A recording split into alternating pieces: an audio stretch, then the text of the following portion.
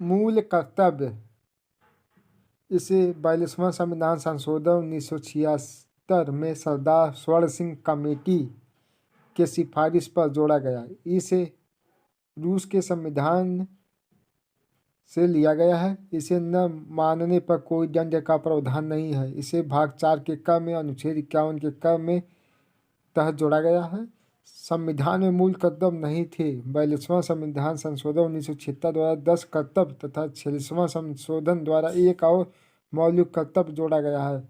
वर्तमान में मौलिक कर्तव्य की संख्या 11 है। संविधान का पालन करना, उसके आदर्श संस्था संसद SC, राष्ट्रीय ध्वज, राष्ट्रीय प्रतीक तथा राष्ट्रीय गान का सम्मान करना की बात कही गई है। और राष्ट्रीय आंदोलन को प्रेरित करने वाले आदर्शों का पालन करना। नारा जैसे है देश की संप्रभुता,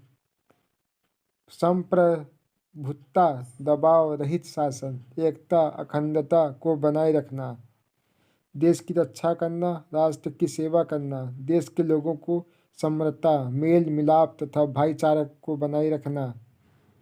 6वां जो है देश की समृद्धि तथा गौरवपूर्ण समृद्धि की रक्षा करना, वैज्ञानिक दृष्टिकोण अपनाना, पर्यावरण वन्य जीव की रक्षा करना, सार्वजनिक सरकारी संपत्ति की रक्षा करना, व्यक्तिगत तथा सामूहिक भलाई के लिए तैयार कर रहना।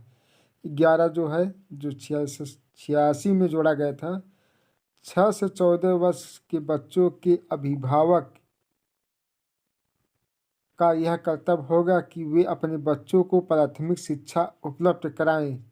संशोधन 86वां संशोधन 2002 में जोड़ा गया था। इसे मूल अधिकार जो है 21 के क 6 से 14 वर्ष के बच्चों को प्राथमिक शिक्षा का अधिकार